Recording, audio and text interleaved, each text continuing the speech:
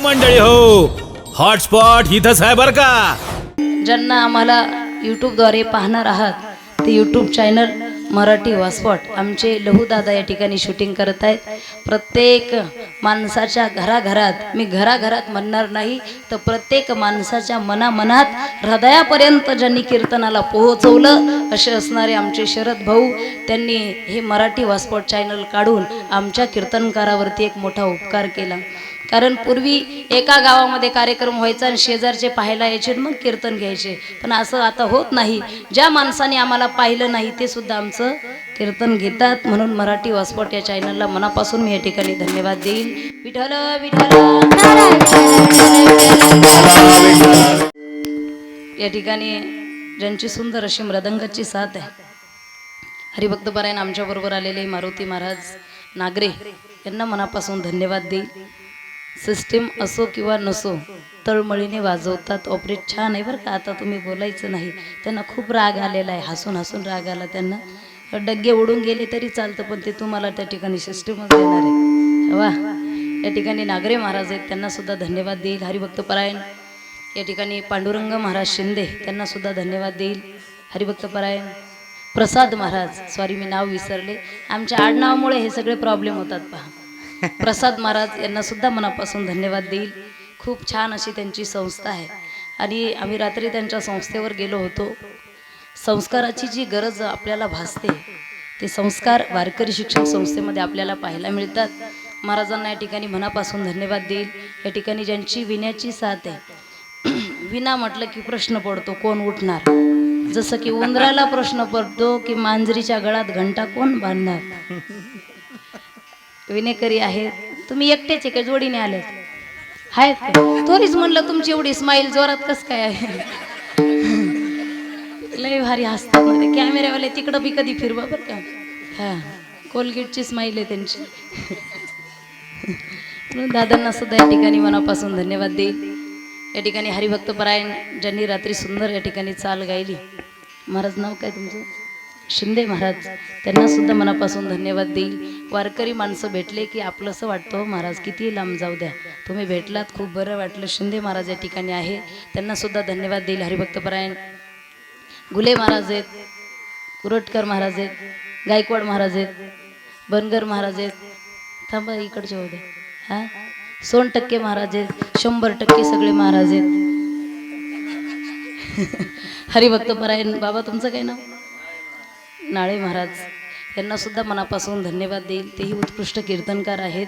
एका कीर्तनकाराने दुसऱ्या कीर्तनकाराचं वर्णन करणं हे कधी कधी घडत असतं. कधी कधी काय होतं, आपल्याच फील्डमधला माणूस जर आपल्याला भेटला तर आपल्याला सहन होत नाही. काही काही माणसं पाहायला मिळतात आपल्याला, वर्चस्व सहन करणं याच्यासाठी मोठं हृदय लागतो, मोठं हृदय लागतं.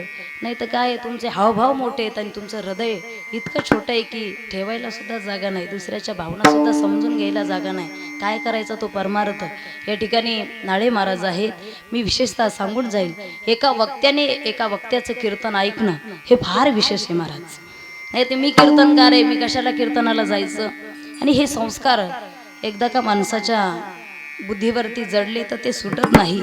पण वारकरी संप्रदायामध्ये मी नेहमी सांगत असते, आवाज येतोय ना तुम्हाला, ज्याला मोठं व्हायचंय, ज्याला वारकरी संप्रदायामध्ये टिकायचंय, ज्याला जीवनामध्ये मोठं व्हायचंय, त्या माणसाने नम्र असावं, नम्री नसावं. नम्र झाला होता.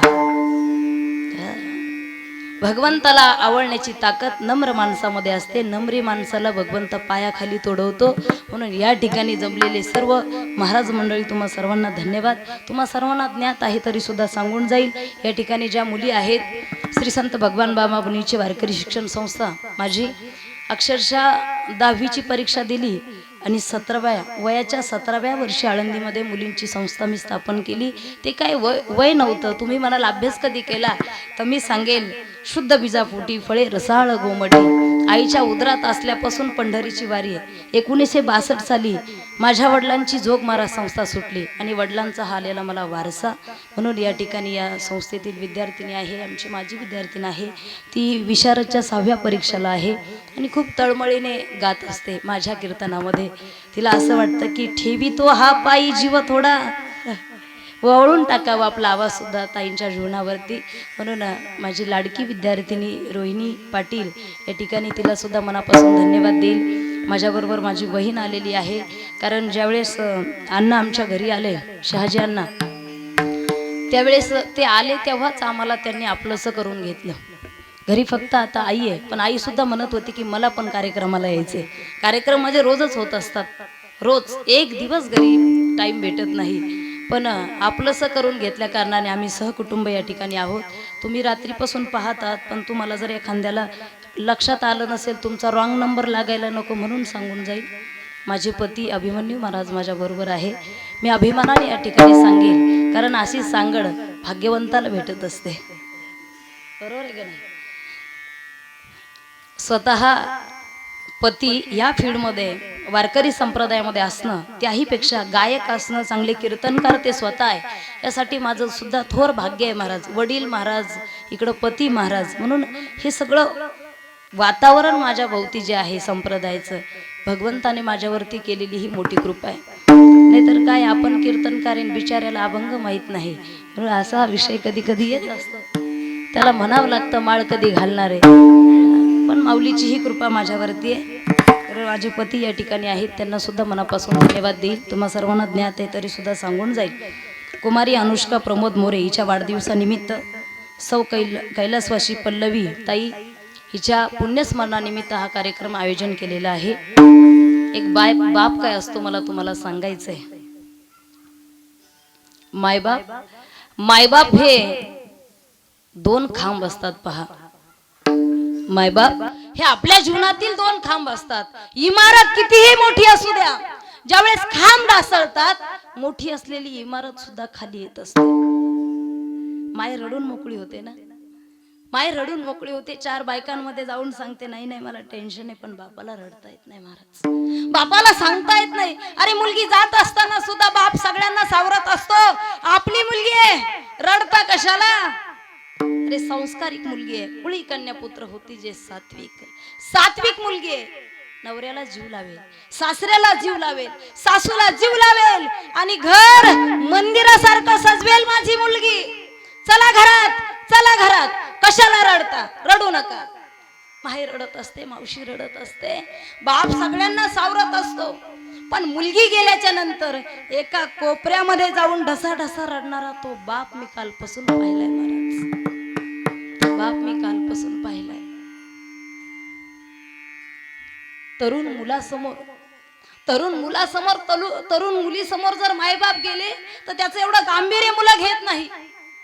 तरुण मुलासमोर जर मायबाप गेले तर त्याचं मुलं गांभीर्य घेत नाही. अरे ऐका, 2 महिन्यात काय 6 महिन्यात विसरून जातात त्या मायबापाला. प्रथम पुण्यस्मरण करतात तेव्हा विसरून जातात त्या मायबापाला.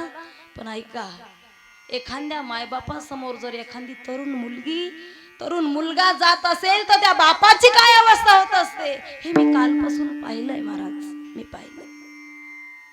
असा वियोग, हे दुःख कोणत्याही बापाच्या जीवनामध्ये घडू नये. जगतो तो बाप, जगती ती माय, जगतो तो बाप, जगती ती माय मुलगी गेल्याच्या नंतर. पण जगते नाही तर दगडासारखं त्यांचं जीवन असतं. कोण काय बोलतं कळत नाही, काय करावं काय कळत नाही.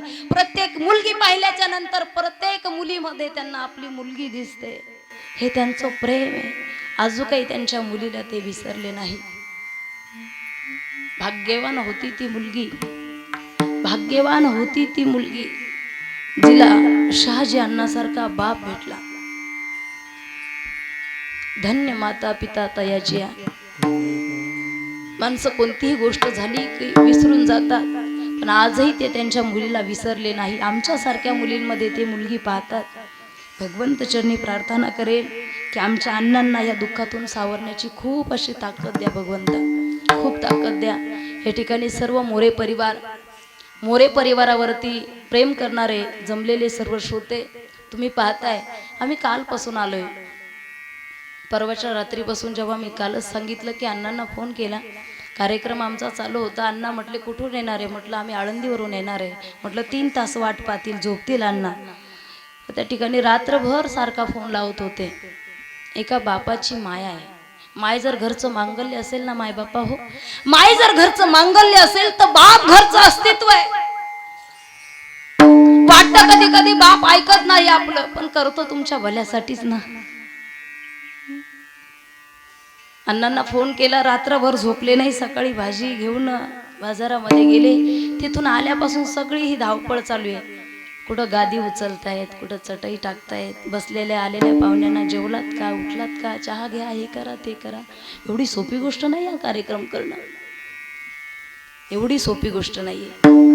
गावामधले अनेक कारभारी असतात, पंच कमिटी असते आणि त्यांना कार्यक्रम करायचा असतो, तरी सुद्धा कमी जास्त होतं. पण अण्णांनी आज एकट्याने कार्यक्रम केला, काही कमी नाही महाराज. आणि असेल कुठं कमी, तिथं आम्ही आहे. या ठिकाणी शहाजी अण्णा मोरे यांना मनापासून मी धन्यवाद देईल. उदंड आयुष्य, चांगलं आरोग्य तुम्हाला लाभो, आमचंही आयुष्य तुम्हाला लाभो ही माऊलीचरणी प्रार्थना करेल. त्यांच्या साथीला असणाऱ्या आमच्या आईसाहेब, त्यांच्या सौभाग्यवती, त्यांना सुद्धा मी मनापासून धन्यवाद देईल. कारण संसाराचे दोन चाकं असतात बरं का अण्णा, संसाराचे दोन चाकं असतात. अलीकडच्या मुलीला शब्द सुद्धा सहन होत नाही, पण तुमचे आहे ते सगळे विषय आपल्या पदरामध्ये हसत हसत घेणारी ही लक्ष्मी तुमच्या घरामध्ये आहे. या आईसाहेब आहेत, त्यांना सुद्धा मनापासून मी धन्यवाद देईल. त्यांचे चिरंजीव प्रमोद दादा मोरे, रात्री त्यांच्या कन्येचा अभिष्ट चिंतन सोहळा आपण साजरा केला. असे मुलं मी पाहिलेत की बापाने सांगायचं आणि त्यांनी म्हणायचं नाही नाही तुम्ही तुमचं बघा. असे मुलं मी पाहिलेत, अनेक मुलं पाहिलेत. अरे एज्युकेटेड झालेले मुलं स्वतः अडाण्यासारखं बोलतात, बाबा बस झालं तुमचं, तुम्ही तुमचं पहा, मी माझं पाहतो. पण रात्रीपासून मी पाहते त्या ठिकाणी प्रमोद दादांना की बापाच्या समोर एक शब्द सुद्धा बोललेला मी तरी ऐकलं नाही. मी थोडंसं म्हटलं ही गोष्ट पाहिजे, तर ते म्हटले अण्णांना सांगू नका, मला सांगा. म्हटले अण्णांना टेन्शन देऊ नका. खरंच तुम्ही मायबाप सुद्धा भाग्यवान आहात की असा मुलगा तुमच्या पोटी जन्माला आला. प्रमोद दादांना सुद्धा मनापासून धन्यवाद देईल. त्यांच्या सौभाग्यवती ताईंना, रुपाली ताईंना सुद्धा मनापासून धन्यवाद. कारण सून म्हणजे एक लक्ष्मी असते, ती स्वतः तुमच्या घरामध्ये लक्ष्मीसारखी तिचं आगमन झालं आणि तिचा हसमुख चेहरा. कधी कधी पाहुणे आल्याच्या नंतर घरच्या बाईचा स्वभाव जर बरोबर नसेल तर पाहुण्यांना सांगावं लागत नाही मग कमी राहा म्हणून, की थांबा का चहा घ्या. ते बिचारे आपले काहीच बोलत नाही, कान कान कान कान निघून जातात. पण या ठिकाणी अण्णांच्या सुनबाई आहेत, त्यांना सुद्धा धन्यवाद देते. सर्व मोरे परिवार सर्वांना मनापासून धन्यवाद. आजचं हे काल्याचं कीर्तन आहे, खऱ्या अर्थाने हे पुण्यस्मरणाचं कीर्तन होतं. पण मी अण्णांना सांगितलं की अण्णा कोणताही धार्मिक कार्यक्रम करत असताना जर काला झाला नाही तर त्या ठिकाणी त्या कार्यक्रमाला पूर्णत्व प्राप्त होत नाही. मग काला एकदा झाला, काला झाला की तुम्ही हाला, जर तुम्ही आलाच परत तर काला, असा हा काला आहे. विठ्ठल विठ्ठल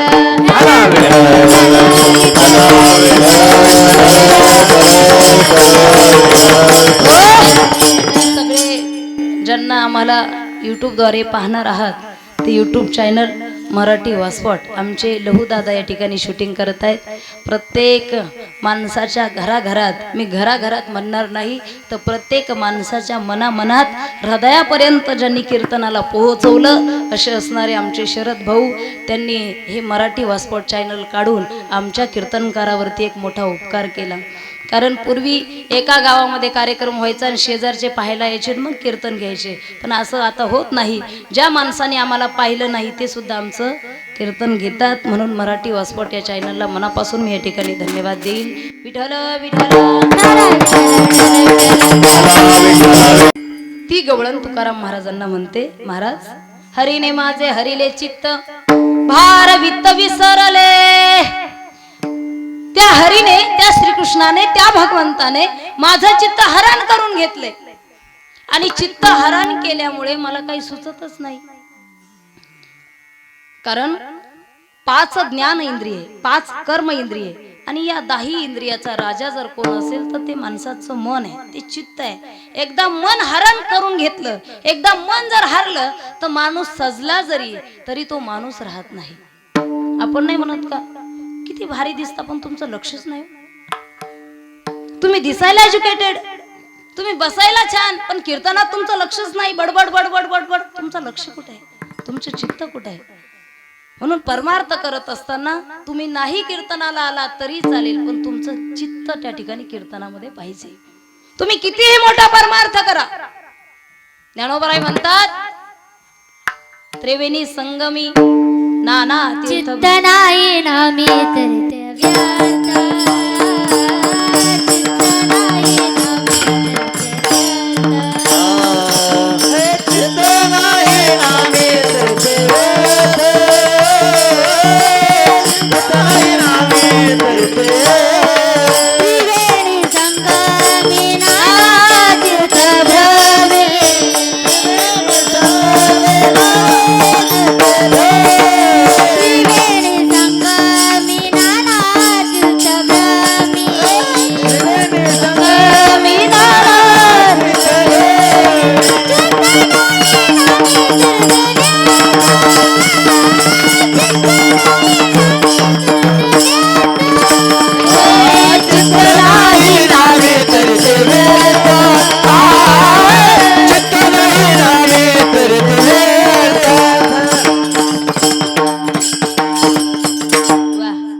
हो मंडळी हो, हॉटस्पॉट इथंच आहे बर का.